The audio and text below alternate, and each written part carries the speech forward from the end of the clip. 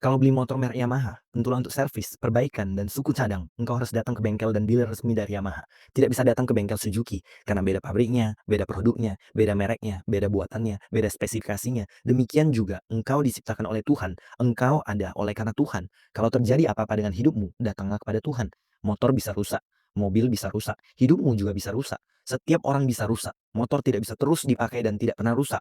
Bannya bisa gundul, bisa kempes, bisa berlubang, dan harus ditambal, harus dipompa, mesinnya bisa rusak. Hidupmu juga bisa rusak. Kalau sudah rusak, datanglah ke bengkelnya Tuhan. Tuhan, ini hidup saya. Kelakuan saya rusak, hati saya rusak, pikiran saya rusak. Tuhan, hati saya perlu diperbaiki. Sikap saya harus diperbaiki. Masih banyak PR untuk memperbaiki karakter saya. Tuhan, saya serahkan tekanan-tekanan yang membuatku rusak dan hancur. Saya tidak bisa, saya tidak mampu. Tolong perbaiki saya, Tuhan. Saat engkau jauh dan terpisah dari Tuhan, maka iblis bisa merusak hidupmu. Tetapi berbahagialah karena engkau mereknya Yesus. Engkau pasti diterima kalau datang ke bengkel resminya Yesus.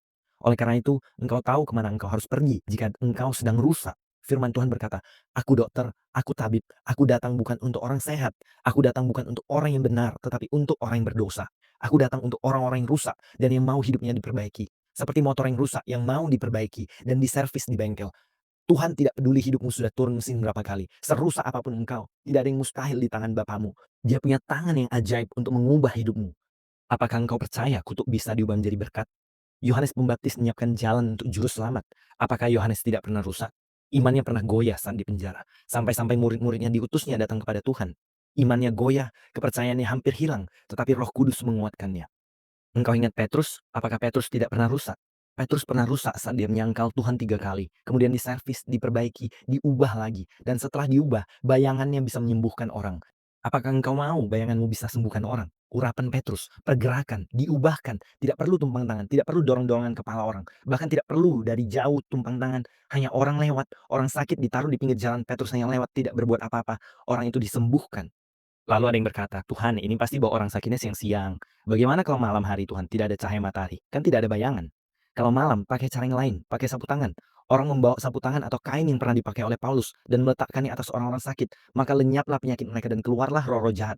Jadi selalu ada cara B bagi Tuhan, tetapi ini menunjukkan contoh orang yang sudah diservis dan diperbaiki hidupnya oleh Tuhan. Kalau engkau curhat kepada temanmu mengenai masalahmu, update statusmu di media sosial, engkau berkata kepada orang kepo, mereka tidak bisa memberi solusi, mereka hanya bisa menghakimi. Mungkin mereka berkata, "Kasihan ya," tapi mereka mengetahukan engkau di belakangmu. Kalau engkau meminta pertolongan kepada orang lain, yang ada engkau jadi hutang budi pada orang itu, dan membuat dirimu semakin hancur. Tuhan berkata kepadamu, "Marilah kepadaku engkau yang letih, lesu, dan berbeban berat."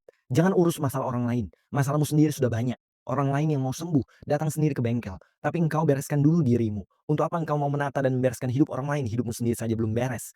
Engkau dulu yang datang ke bengkel, diperbaiki, diservis, sesuai dengan firman Tuhan, baru engkau bisa menolong orang lain.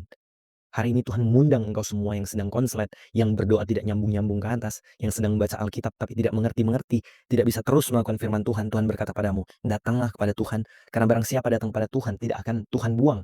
Jadi siapa yang akan menerimamu saat engkau rusak? Tuhan Yesus. Mungkin orang tuamu tidak bisa menerima engkau saat engkau mengecewakan mereka. Mungkin temanmu akan buang engkau saat engkau mengecewakan mereka.